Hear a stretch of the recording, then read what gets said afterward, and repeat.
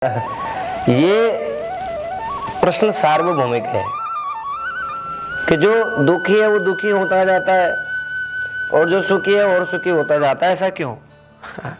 ये आपका प्रश्न नहीं है, सार्वभौमिक सभी का, सभी के मन में इस तरह की चीजें आती है।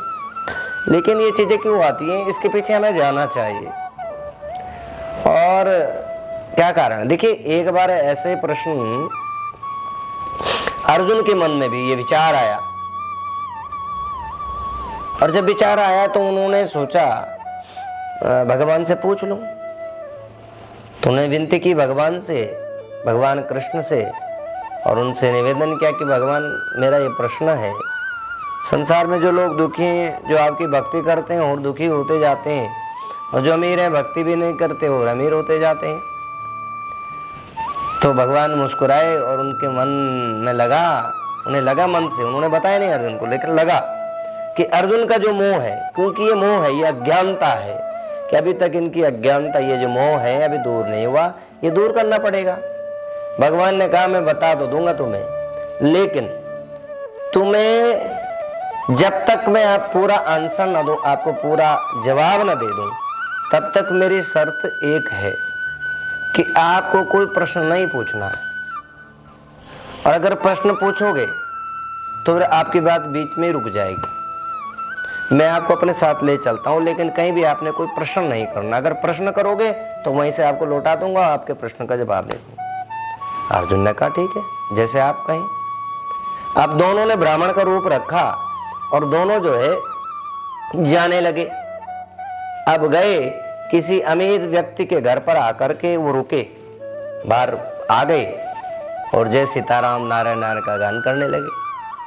काफी देर हो गई, जब कोई आए नहीं, दरवाजा खुला नहीं, तो वहां जो सिक्योरिटी गार्ड था, चौकीदार था, उसने आवाज लगाई, अरे कौन है, कौन चिल्ला रहा है? मैंने कहा भाई सियाराम, जय सियाराम, सेठ जी को बुलवाओ, दो ब्राह्मण सुबह सुबह आपके दरबार में, आपके घर पर आए। सिक्योरिटी गार्ड ने अपने मूंछों पे ताव दिया बड़ी जोर से। अरे ब्राह्मणों तुम्हें कोई काम नहीं है क्या?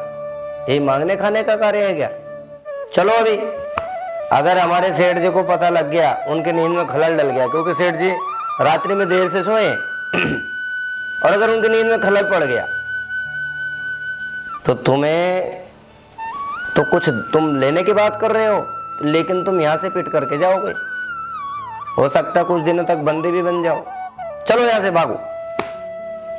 अब दोनों वहां से, भगवान कृष्ण मुस्कुराए और वहां से मुड़ करके चलने लगे। जैसे चलने लगे, कुछ दूरी पर आए, भगवान कृष्ण ने अर्जुन कहा कि जाओ, तुम्हारा 10 गुना धन और बढ़ जाए। जैसा ही ऐसा आशीष दिया, अर्जुन के मन में प्रश्न आया कि भगवान ऐसा क्यों करते हैं, हमारा तो बड़ा अपमान हुआ है, लेकिन आपने उसे कह दिया कि भाई 10 गुना धन बढ़े। लेकिन उन्होंने सोचा अगर मैं प्रश्न पूछूंगा तो भगवान ने कहा भाई तुम्हें वापस भेज दूंगा। तो अर्जुन अपने मन में पत्थर रख करके चुप हो गया, कुछ बोले नहीं। चलने लगे दोनों, चलने लगे। चलते चलते मार्ग में उन्हें घर दिखाई दिया। घर का कोई झोपड़ी नुमा घर था, और उस झोपड़ी नुमा घर में वो देख रहे हैं कि टूटी हुई खाट पड़ी हुई है, और टूटी हुई खाट में एक बुजुर्ग व्यक्ति लेटा हुआ है। अंदर झोपड़े में एक माता कुछ बना रही है या जो भी है। और भगवान कृष्ण ने जय सियाराम किया, और जैसे जय सियाराम किया तो वैसे ही वृद्ध व्यक्ति खड़ा हुआ, और उसने अपने खाट पर जो भी उसके पास उपस्थित था चीज़ें, उनका कपड़ा उपड़ा मारा और कहा ब्राह्मण देव हम बड़े धन्य हो गए, बैठिए आपकी क्या सेवा करें। उन्हें पानी दिया, जल दिया, और भगवान कृष्ण ने कहा कि भाई हम दोनों भूखे हैं और कुछ चाहते हैं, भाई कुछ अन्न व्यवस्था हो जाए, खाने की व्यवस्था हो जाए, तो इससे बढ़िया क्या बात है। अब वो बेचारा गरीब व्यक्ति, उसके घर में खाने का कोई इंतजाम नहीं है, झोपड़ी नुमा रह रहा है, वैसे वृद्ध अर्धनग्न अवस्था में बैठा हुआ है। अब लेकिन उसका मन जो था, उनके पास एक गाय थी, सुंदर गाय। वो गया, अपनी गाय पर प्यार से हाथ सहलाया और गाय से दूध निकाल करके लाया, बिलो करके लाए, और दूध को घर में गर्म किया, अपनी पत्नी से कहलाकर, और 2-2 गिलास उनको दूध पिलाया, बड़ा पेवर शुद्ध पवित्र दूध। और जैसे उन्होंने 2-2 गिलास दूध पिया, आत्मा बड़ी तृप्त प्रसन्न हो गए। अब प्रश्न हो गए बड़ी सेवा भाव की, महाराज आपने हम पर बड़ा उपकार किया, आपने दर्शन दिए।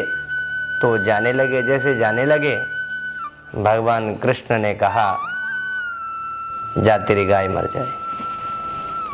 अब अर्जुन को बड़ा क्रोध आ गया कि जिस सेठ ने हमें डांटा फटकारा, हमें भगा दिया, उसे तो कहा 10 गुना धन बढ़ जाए, लेकिन जिस गरीब व्यक्ति ने हमारी सेवा की, हमें जल पिलाया, हमें दूध पिलाया, हमारा पेट भरा, उसे आप कह तो जाओ आपकी गाय मर जाए।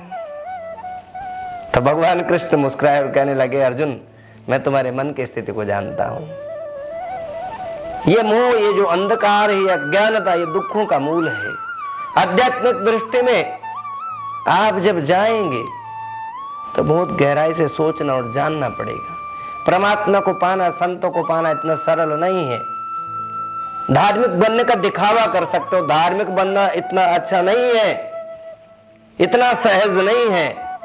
आप अच्छाई की बात करते हो, आप किसी के लिए अच्छा करने का प्रयत्न तो कर सकते हो, लेकिन अच्छाई के साथ खड़े रहना बहुत बड़ी बात है, बहुत मुश्किल कार्य है ये। अच्छाई के साथ आपको अपमान झेलना पड़ेगा, आप अपमानित होंगे संसार में, आपसे लोग ईर्ष्या करेंगे, आपसे लोग द्वेष करेंगे, लेकिन अच्छाई का जो मार्ग है बड़ा कठिन है, उस पर टिके रहना बहुत मुश्किल है। भगवान ने कहा है अर्जुन अब तक इसके पास इसके मन को भटकाने वाले 2 मार्ग थे। एक मार्ग मेरे तक पहुंचता था और दूसरा मार्ग इस गाय तक पहुंचता था। इसकी जो मोह था, इसकी जो माया थी, मुझ में और गाय में डिवाइड हो रखी थी। लेकिन अब इसके पास गाय नहीं रही तो इसका जो सारा मोह है, इसका जो सारा ध्यान है, इसका सारा आकर्षण अब मेरे चरणों में हो गया, और जिसका आकर्षण मेरे चरणों में हो गया उसका तो इस जीवन में उद्धार होना ही होना निश्चित है।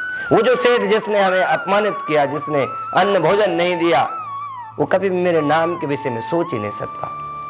क्योंकि संसार में जब दुख मिलता है तो दुख मिलने का संकेत ये माने कि भगवान हमसे प्रेम कर रहे हैं, क्योंकि जब तक दुख नहीं आएगा तब तक प्रेम की अनुभूति नहीं होगी, तब तक परमात्मा की अनुभूति नहीं होगी। इस संसार में सारे सुख मिलते रहेंगे तो आपका ध्यान भगवान की ओर कभी नहीं जाएगा। इसलिए दुख भी एक ऐसी स्थिति है परमात्मा तक पहुंचने के लिए। दुख होना कोई गलत नहीं है, लेकिन दुख में टिके रहना ये बड़ी बात है। परमात्मा का नाम स्मरण करना ये बड़ी बात है। तो अर्जुन का सारा अंधकार दूर हो गया, और मैं समझता हूं आपके मन का अंधकार भी निश्चित रूप से दूर हुआ।